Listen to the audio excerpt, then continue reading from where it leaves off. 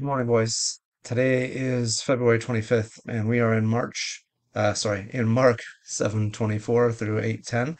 And this is a little section where Jesus is starting to get time away from the crowds. He's sort of been rejected already in his home base there in Capernaum, and now he's moving out further away. I don't know that he's necessarily expanding his territory of ministry at this point, but more looking for an opportunity to get away with his disciples so that he can talk with them about his upcoming death and their mission that will come on the heels of that as they are sent out into all the world to baptize and make disciples.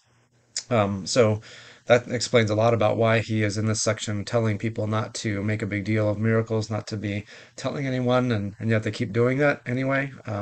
He's going up into regions of Tyre and Sidon, so this is well outside of the traditional promised land up to the north and west. And then he comes back down around the Sea of Galilee, but then heads over to the region of the Decapolis too, which would have been on the other side of the Jordan River. And mostly Gentiles in these regions that he's reaching out to now. And you can see some of the reaction of some of the Gentiles as he does miracles and they come to believe and show their deep faith. And the disciples, I think, are amazed by the fact that Jesus is having such success even among Gentiles.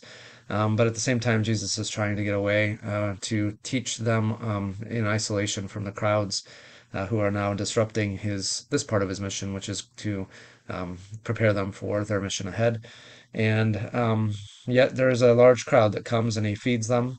Says that he has compassion on these people, and they've been with him for 3 days and have nothing to eat. So there are still large crowds following him at times, and they can find him.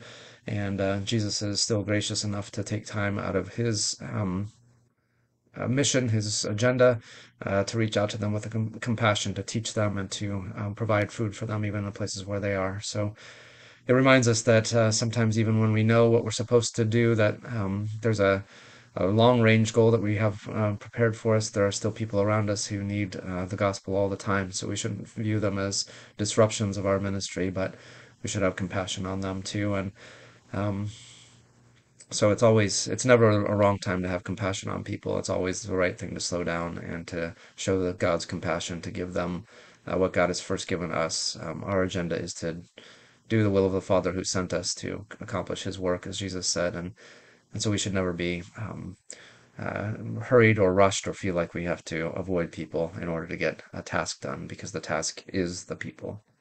All right, that's it for today. We'll see you tomorrow, Lord willing.